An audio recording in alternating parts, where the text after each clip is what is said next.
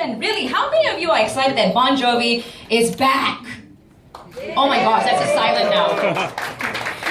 Okay, they have not been here for 20 years. We've been waiting for 2 decades for the iconic US rock band to be here.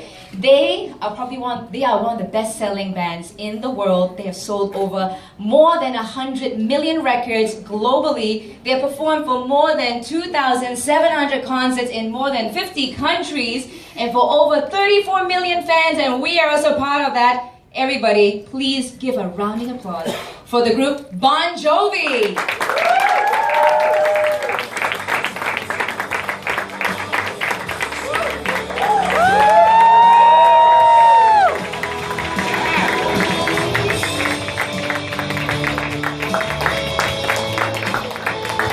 Guys, one more time. I think we can give it up for Bon Jovi. Please, everybody. All right. That's how you show Malaysian welcome.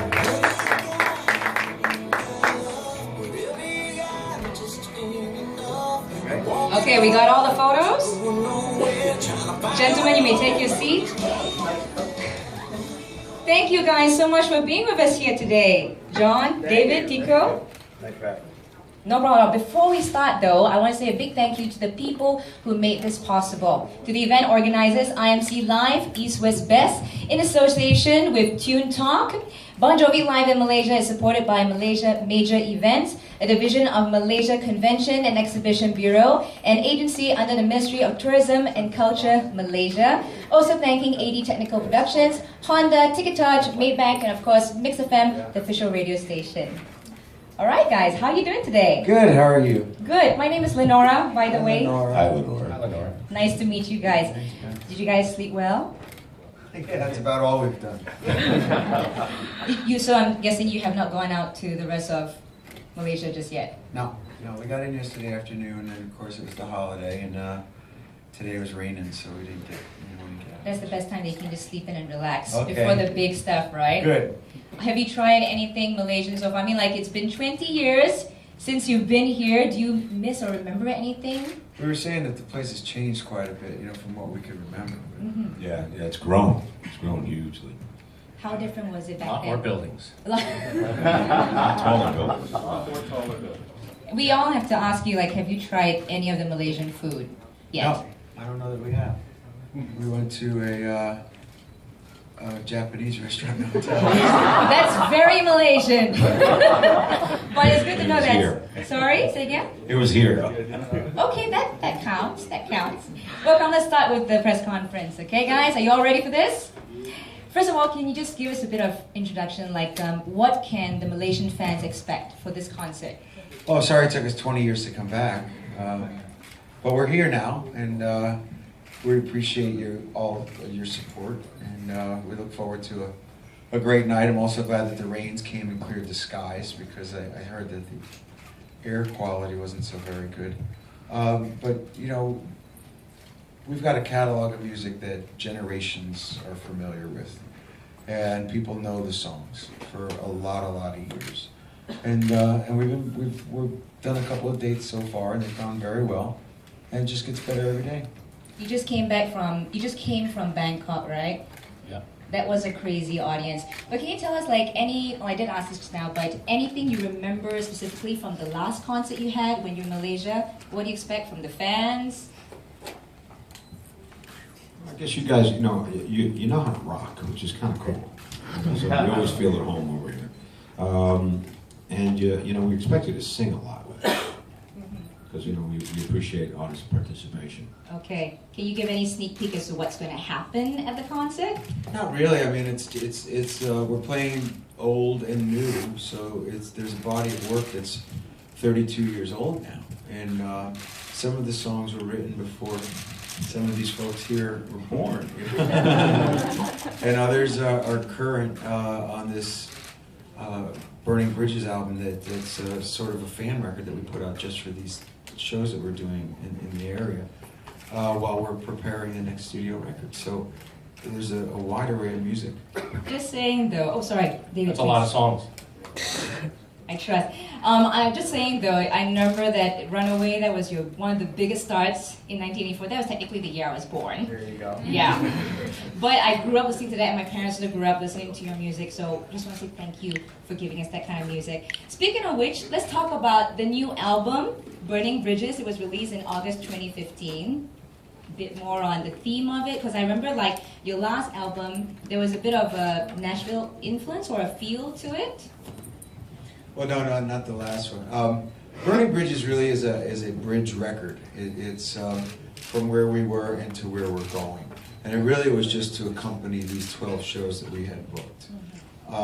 Because we've written so much for the forthcoming record that'll be next year, these were appropriate for the shows, and also sort of the end of a chapter in our career and the beginning of a new one. You know, where we were and where we're going are two different places.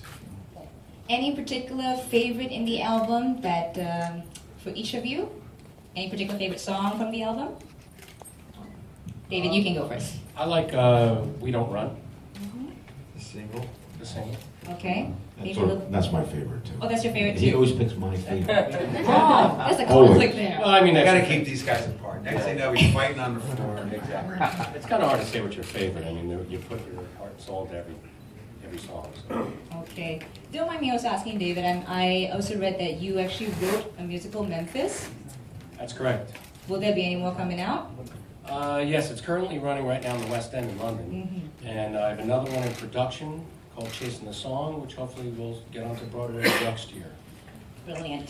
Okay, I want to touch more on that later on, but we have to ask, 30 years, you guys have been so successful. What do you think is the reason that you guys have that? What is it that the fans just keep coming back for more and more? Oh, we built our reputation of being a great live band. And wherever we went, even if it was 20 years ago to Kuala Lumpur, there's the folklore that went with it. You know, this was a great live show. And then the catalog of music, it's, like you said, you know, when the year you were born, there was Runaway, and then your mom listened to the songs, your father listened, and so we were fortunate enough to continue to write songs that people made their own. You know, and the subject matter was timeless and classic.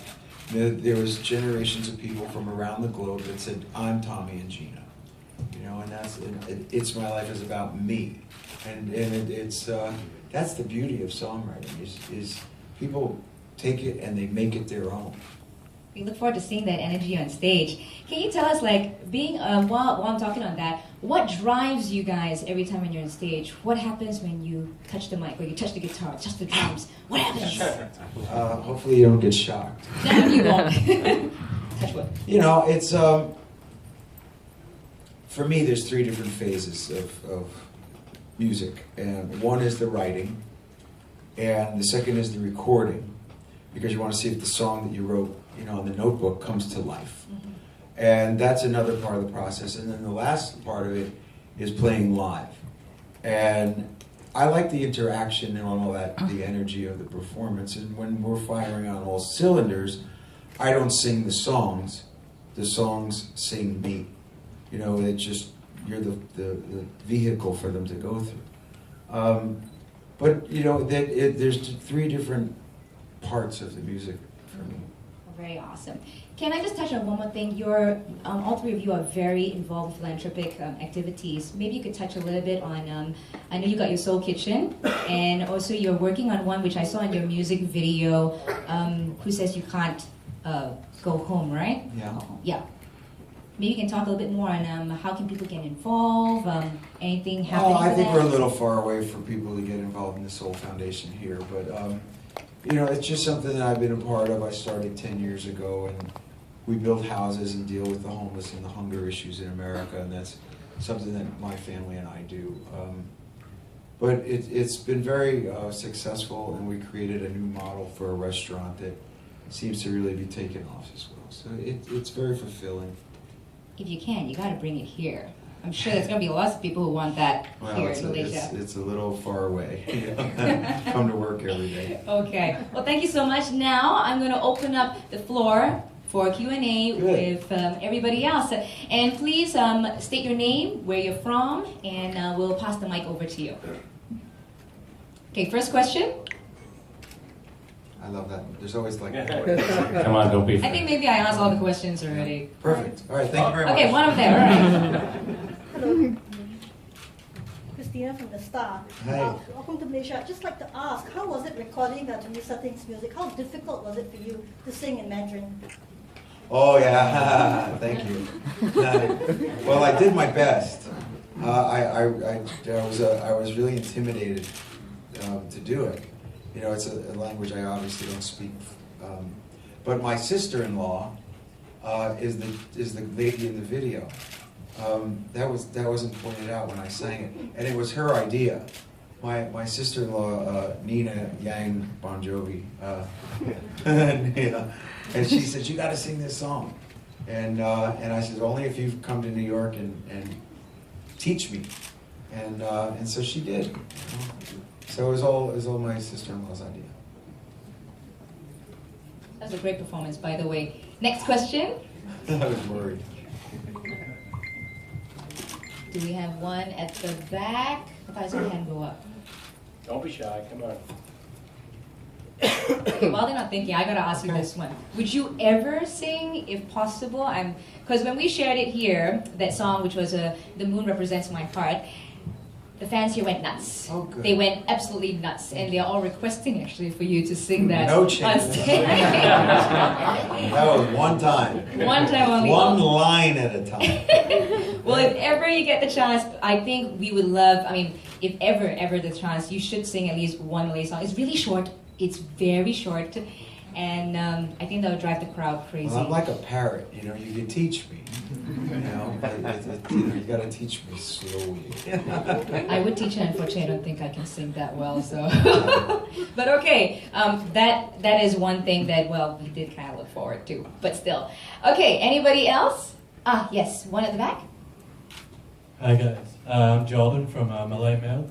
Hey, I'm just wondering, hold on here. Check your question. So 30 years on from recording, where does the inspiration lie? How does it compare to the Bon Jovi of the 1980s, Bon Jovi 2015? well, the beauty of having had this career is that you're constantly evolving. When we wrote